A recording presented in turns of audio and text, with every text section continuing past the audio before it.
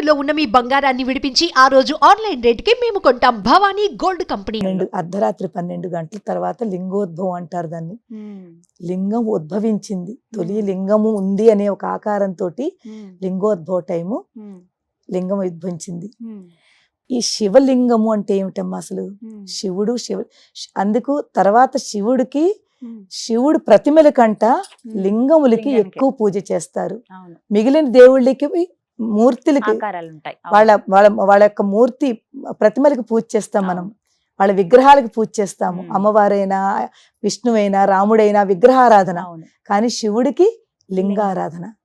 దానికి ఎక్కువ ప్రాముఖ్యత. ఎందుకు తెలుసమ్మా? లింగానికి మీరు ఇది ఫ్రంట్, ఇది బ్యాక్, ఇది రైట్, ఇది లెఫ్ట్ అలా ఏం కనిపించదు. అంతా సమానమేవు, అంతా శూన్యములో ఉంది. అది అర్థం చేసుకోవడానికి లింగం అన్నమాట. ఇది కాలు, ఇది చెయ్యి, లేకపోతే ఇది ఇష్టు, అన్ని సమానమే. 4 దిక్కులు సమానమే. ప్రపంచం అంతా ఒకే శక్తిలో నడుస్తోంది. దానికి చెప్పడం గురించే ఆ లింగం అన్నమాట. ఆ లింగానికి మనం పూజ చేస్తాము. అంతా సమానమేను, సమానత్వము, అది ఒకటి. తర్వాత శివరాత్రి రోజునమ్మ ప్రతి వాళ్ళు చేసుకోవాల్సింది ఏమిటి? ఉపవాసం ఎందుకు ఉండాలి? ఉపవాసము అంటే ఏమిటి? ఉపవాసము దేవుడికి దగ్గరగా ఉన్నదాన్నే ఉప అంటే దగ్గర, వాసము అంటే ఉండడం.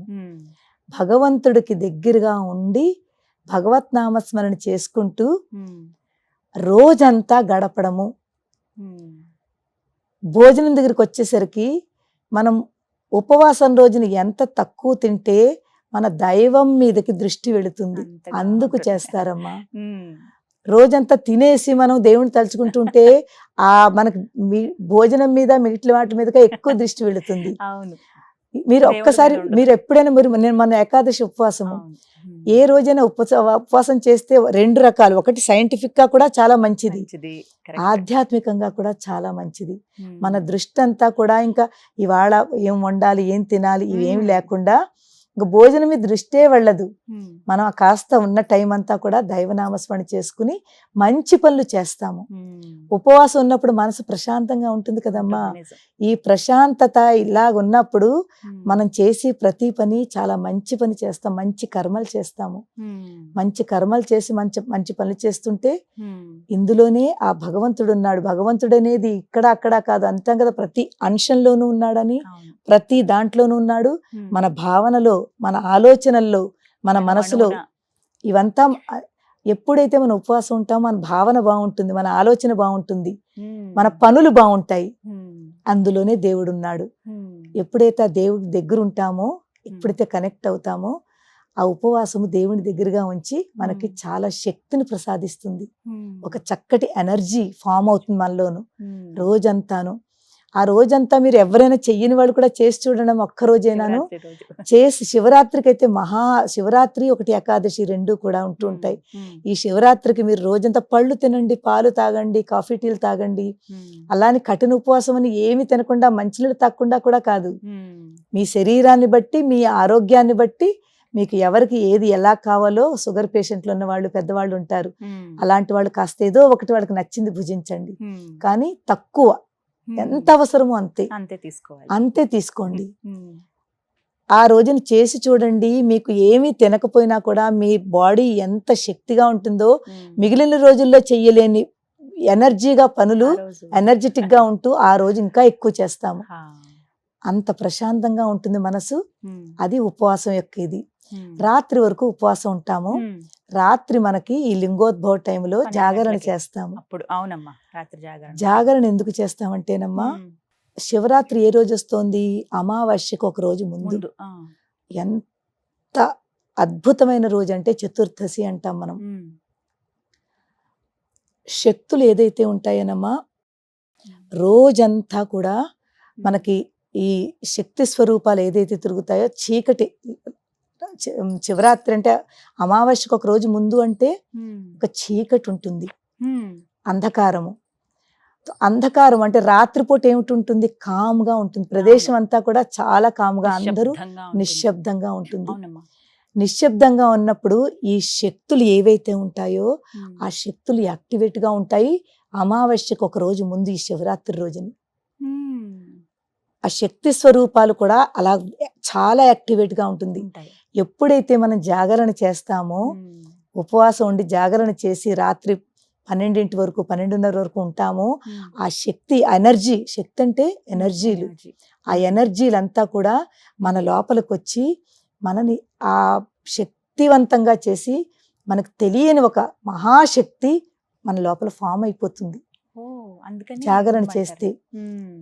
ఎందుకంటే తెలివిగా ఉంటాము. అవును. ఒకటి రాత్రి ఉమ్. ఆ ప్రశాంతతలో ఉన్న శక్తులన్నీ కూడా ఉమ్. మన లోపలికి చోటు చేసుకుంటాయి. ఉమ్.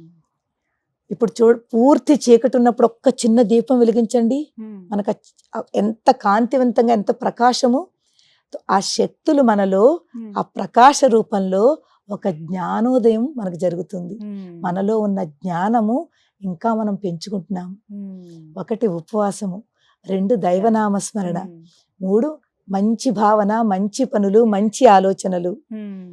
ఇవన్నీ కలిసి ఉమ్. రాత్రి ఎప్పుడైతే ఈ శక్తి స్వరూపాలు మన లోపలికి తీసుకుంటున్నామో, ఉమ్. అది మనకి ఎంత మన శరీరానికి చాలా చాలా మంచి జరుగుతుంది. ఉమ్. చాలా ఆనందంగా ఉంటాము. తర్వాత దైవీపరంగా దేవనామస్మరణ చేసుకుని ఉమ్. శివుడికి దగ్గర అవుతున్నాము, ఉమ్. ఎంతో దగ్గర అవుతున్నాం. ఆ లింగోద్భవ టైంకి మనం ఉన్నాము అంటే ఉమ్. ఆ లింగోద్భవం యొక్క దర్శనము మనం చేసుకుంటాం. అందుకే వేద మంత్రాలతోటి మనం అభిషేకాలు రుద్రం అవి రుద్రం అది చదువుతూ. చదువుకుని అభిషేకాలు. ఎందుకంటే మంత్రశక్తి ఉమ్. ఆ టైంలో మంత్రాలకి చెప్పాం కదా, ఉమ్. ప్రశాంతతగా ఉన్నప్పుడు ఆ మంత్రశక్తులు 10 టైమ్స్ పెరిగిపోతుంది. ఈ మంత్రాలకున్న శక్తి 10 టైమ్స్ పెరిగిపోతుంది. ఉమ్. నార్మల్గా డే టైంలో చేసిన దానికి ఈ రాత్రి చేసినకి? శివరాత్రి రోజున రాత్రిపూట చేసిన దానికి ఓ. మనం చేసిన మంత్రం, ఒక్క మంత్రం చదివినా, ఒక్క స్తోత్రం చదివినా, ఉమ్. ఒక్క స్తుతి చదివినా 10 టైమ్స్ దాని యొక్క ఎనర్జీ, ఉమ్. దాని శక్తి పెరుగుతుంది. ఆ ఓ. శక్తి మన ఇంట్లోనూ ఎక్కడ చేస్తున్నామో ఆ ప్రదేశంలోనూ ఉమ్. మన లోపలికి డైరెక్ట్ ఫామ్ అవుతుంది. ఉమ్. అంత ఎనర్జీ ఉందమ్మా, అంత శక్తి ఉంది, అంత ప్రాముఖ్యత ఉంది శివరాత్రికి. ఆ రోజు చాలా విశేషంగా చాలా చేసే. విశేషం అమ్మా. ఆలయాలకు వెళ్ళిపోతూ ఉంటారు చాలా మంది ఆలయాలకు చక్కగా వెళ్ళిపోతూ ఉంటారు. సమయానికి. అవును, అక్కడ ఇంకా రుద్రం అవి చదువుతారు కాబట్టి అవును. ప్రతిధ్వనిస్తూ ఉంది అంతా ప్రతిధ్వనిస్తూ కూడా. ఉంటుంది. ఉమ్. నిజంగానే మనం ఎంత ప్రశాంతంగా ఉండి మనం ఎలా చదువుకుంటామో, ఉమ్. సాధన ఒకవేళ ఏమీ చేయకపోయినా కనీసం ఒక అరగంట సేపైనా మౌనంగా ఉండి ఉమ్. ఏదో ఒక మంత్రము, ఏ మంత్రమైనా, ఏ మంత్రం రాకపోయినా ఉమ్. శ్రీమాత్రే నమః, ఓం నమ శివాయ, ఓం నమ శివాయ, లేకపోతే హరే కృష్ణ కృష్ణ కృష్ణ హరే హరే, హరే రామ రామ రామ హరే హరే, ఏదో ఏ ఒకటి మంత్రం? పట్టుకోండి అమ్మా, చిన్నది పట్టుకోండి. ఉమ్. 10 నిమిషాలు ప్రశాంతంగా మీరు రాత్రిపూట కూర్చోండి. అదే ఒక పెద్ద గొప్ప పూజ. ఉమ్. మరి గంటలు గంటలు కాకపోయినా ఒక 10 నిమిషాలైనా కొంత చేసుకుంటే సమయమైనా చాలు. మనస్ఫూర్తిగా ధ్యానిస్తే మనస్ఫూర్తిగా ఎక్కువ మీరు దానికి రూల్స్ అండ్ రెగ్యులేషన్స్ ఏమీ పెట్టుకోవద్దు. చాలు. ఉమ్. ఇలాగే చెయ్యాలి, ఇలాగే చేయాలి, అస్సలు కాదు. ఉమ్. భక్తితో ఉండండి. పూజలు చెయ్యాలి, ఇన్ని పుష్పాలు పెట్టుకోవాలి, అవన్నీ కూడా కాకుండా ఉమ్. మీరు ఎక్కడో అక్కడ కూర్చోండి. దేవుడి రూమ్ లో కూర్చోకపోయినా పర్వాలేదు, ఉమ్. ఎక్కడ ఒక చోట కూర్చుని ఆ దైవనామస్మరణ చేసుకుంటూ ఏదొస్తే అది చదువుకోండి. ఒక అరగంట సేపు శివయ్య గురించి మీరు టైం స్పెండ్ చేయండి, ఉమ్. అంతే. దాని తర్వాత 2వ రోజు లేచాక మీకే తెలుస్తుంది ఎంత అద్భుతమైన శాంతి మనలోకి వచ్చిందనేది. ఈ విధంగా శివరాత్రిని జరుపుకుంటే చాలా బాగుంది. చాలా మంచిదమ్మా. చాలా చక్కగా వివరించారమ్మా. నమస్కారం. శ్రీమాత్రే నమః. శ్రీమాత్రే నమః.